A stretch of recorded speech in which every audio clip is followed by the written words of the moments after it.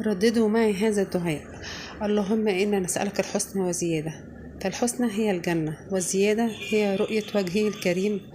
اللهم آمين. دايما ادعوا الدعاء ده جميل جدا. بسم الله والصلاة والسلام على رسول الله. السلام عليكم ورحمة الله وبركاته. أهلا بيكم في أطباق الندى. النهاردة إن شاء الله هعمل معاكم الحمام الكذاب بطريقة سهلة وبسيطة جدا، وإن شاء الله تعجبكم. هنقول بسم الله. أول حاجة هبتدي بيها الشيبسي. انا قشرت البطاطسين دول بس هيدوكي تقريبا قد 7-8 اكياس شيبسي من اللي بنشتريه من بره، بالمبشره بقى او بالسكينه او باي حاجه زي ما بتحبي تعملي الشيبسي. هبشر البطاطس بتاعتي، اهم حاجه ان هي تبقى رقيقه كده زي ما انتم شايفين. هحط عليها ميه من الحنفيه، ولا ميه ساقعه ولا ميه سخنه ولا حاجه خالص، ميه عاديه خالص من الحنفيه، ومن غير ملح ومن غير خل ومن غير اي حاجه تتحط. سبتها في الميه حوالي ساعه او نص ساعه حتى. هصفيها بقى بعد كده. بتحسي كده لما بتسيبيها في الميه البطاطسيه بتمسك نفسها كده وبيبقى ليها قوام. صفيتها من الميه، ما نشفتهاش ولا حاجه، صفيتها يا دوبك على طول كده ونزلت بيها في الزيت بسم الله كده زي ما انتم شايفين. اهم حاجه ما تحطيش حبه مع بعض، يعني ما تاخديش كده بايدك بالكبشه وتحطي، لا واحده واحده كده عشان يبقوا مفرجين عن بعض ويطلع البطاطس معاكي مفروض زي ما انت شايفه. بقلبها من ناحيه لناحيه، زيت متوسط، ما تعليش النار قوي علشان البطاطس ما تتحرقش، وما توطيش النار عشان ما تبقاش مجلده. نار متوسطه وزي ما انتم شايفين كده زي ما قلت لكم واحده واحده. دول البطاطسين اللي قلت لكم عليهم. رش عليها بقى اي توابل بتحبيها، ملح، اي حاجه زي ما تحبي. وهسيبها في المصفى طبعا. سامعين صوت القرمشه بتاعتها. دايما لما يكون هعمل شيبسي ببتدي بيه، بركنه في مصفى مش على مناديل ولا على ورق. اول حاجه بقى في الحمام الكداب، انا جبت كبده وقوانص او كبده، بس دي كبده الفراخ بتاعتي. سلقتها نص سلقه او مش نص سلقه، انا حطيتها تقريبا حوالي، عديت من 1 ل10 في ميه مغليه فيها نص ليمونه وفيها معلقه خل عشان تضيع اي زفاره. هركنها تبرد. هبتدي اتبل الوراك بتاعتي اللي هعمل بيها الحمام الكداب. عندي بصلايه كبيره هعصر عليها نص ليمونه، وبسيب النص ليمونه جوه الكبه زي ما انتم شايفين كده. بدل ما نقول بشر الليمون، لا انا حطيت القشره هتتبشر منها شويه مع البصل، وهتطلع بقى طعمها فيه. حطيت معلقه خل، هحط فلفل اسمر، واحط جنزبيل وقرفه وسبع بهارات والملح ونص معلقه سكر. يبقى تاني بحط فلفل اسمر، ربع معلقه جنزبيل وربع معلقه قرفه، دول بيضيعوا اي زفاره وبيدوا طعم جميل جدا. وبحط 7 بهارات، وبحط الملح بتاعي، وبحط نص معلقه السكر. هضربهم بقى ناعم، هنعمهم في الكبه كويس، وممكن بمبشره لو مفيش كبه. عندي الوراك بتاعتي كنت غسلاها كويس وسيبها تتصفى. انا كنت قبل كده خليت معاكم على القناه برضو في الاول خالص، يعني طريقه سهله انك تخلي لو مفيش جنبك واحد بتاع فراخ بيخلي الفراخ وكده، طريقه سهله. هاخد بقى من التتبيله بتاعتي اللي انا عملتها دي، هتبل من جوه ومن بره في الورك كده، وهدخل بين الجلد كمان واللحم، وهركنها حوالي نص ساعه، مش هركنها كتير بس يا دوبك تاخد من التتبيله كده، وهشتغل على طول. تبلت كده الوراك بتاعتي، هركنها بقى وابتدي اعمل الفريك. طبعا الحشوه دي في ناس بتحب بالرز، انا بحب الفريك مع ان الفريك بقى غالي جدا، يعني نص كيلو الفريك بقى من 50 ل60 جنيه، طبعا حاجه مهوله. الكبده بتاعتي كانت بردت، قطعتها قطع كده زي ما انتم شايفين. هبتدي بقى اخرب بصلتين كبار وعلى النار مع معلقه سمنه. هشوح البصل، انا عايزه البصل يحتفظ بلونه، يا دوبك يشرب من السمنه، يبقى لونه زي الشفاف كده زي ما انتم شايفين. هبتدي بعد كده انزل بالكبده بقى بسم الله. هقلب الكبده بقى اكمل سواها مع البصل. انا طبعا زي ما قلت لكم، انا الكبده يا دوبك في الميه المغليه ما كملتش 5 دقايق وطلعتها، انا بس حاولت انزل منها الدم عشان ما اقطعهاش وتنزل دم معايا وكده. فيا دوبك ما كملتش 5 دقايق وكنت طلعتها وسبتها تبرد. هنزل بقى هنا على الكبده بالبصل، هنزل بفلفل اسمر، 7 بهارات، ربع معلقه جنزبيل، ربع معلقه قرفه، دول اختياري، وهخلي الملح ونص معلقه السكر بتوعي للاخر. هقلب كده تقليبه عشان التوابل تشرب من السمنه وريحتها تطلع. شوحتهم مع بعض كده حوالي دقيقتين 3 4 بكتير. الفريك بتاعي انا مش بنقعه، انا بغسله وبصفيه على طول كده بسم الله، يعني اغسليه مرتين 3 زي ما تحبي، بس صفيه ما تخلوش منقوع، لان انا عايزه افلفله. لو سبتيه منقوع هيبقى الميه فيه كتير، مش هتعرفي تفلفليه كويس. انا فلفلت الفريك كده زي ما انتم شايفين. هنزل بقى بالملح بتاعي ونص معلقه السكر كده بسم الله. هقلبهم مع بعض كده. هيكون بقى عندي ميه مغليه او شوربه مغليه، كوبايه واحده مش اكتر على كيس الفريك كله. انا عملت كيس الفريك كله لان هسوي الباقي ناكله. لو انت طبعا مش هتاكلوه جنب الحمام الكدابه او جنب اي حاجه بتحشوها، ما تعمليش الكيس كله.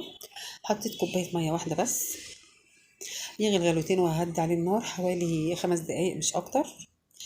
كده بقى نص سوا زي ما انتم شايفين. انا عايزاها نص سوا، مش عايزاها سوا كامل طبعا. مفلفل زي ما انتم شايفين كده. هسيبه يبرد تماما، مش هشتغل بيه وهو سخن. كده عندي الوراك كانت اتبلت والفريك بتاعي كان برد. هاخد بقى حبه، انا مش هحشي في الصينيه عشان مطرح ميه الفراخ وزفاره الفراخ برده ما تنزلش في الفريك.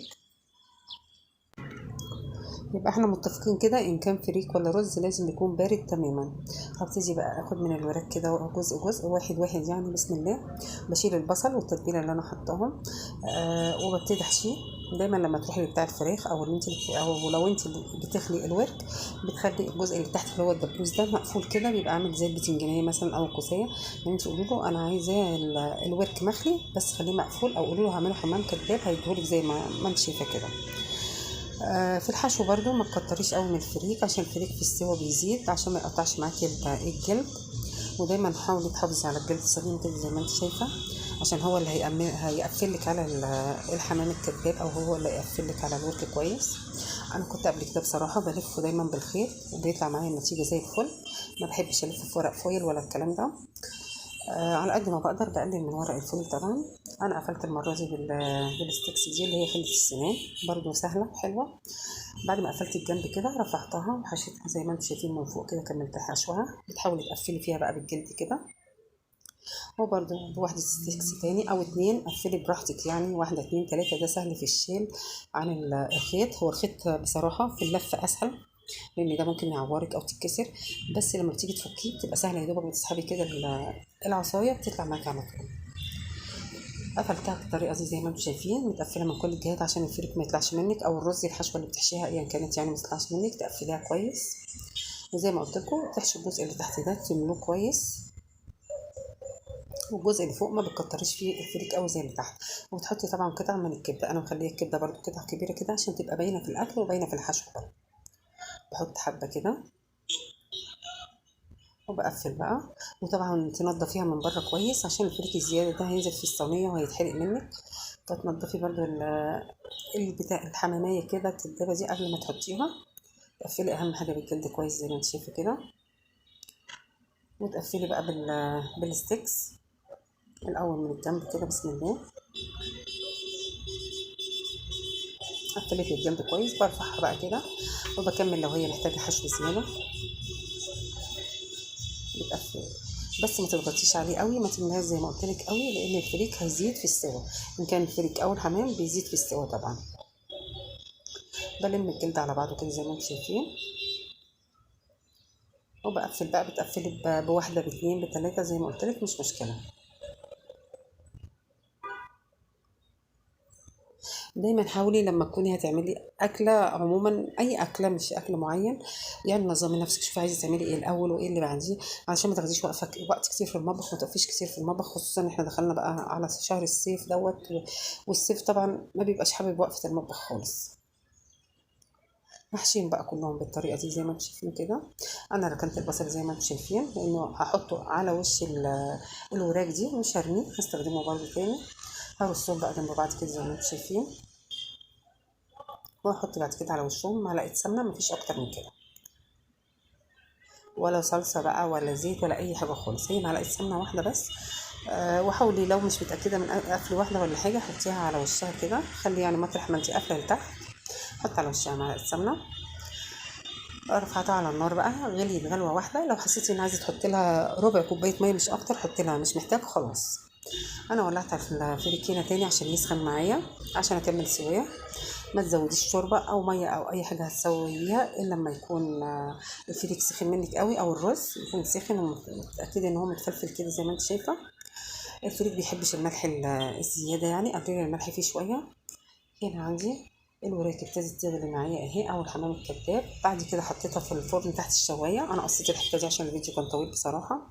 كنت عامله جنبه حبه ملوخيه، دي جوافه بلبن.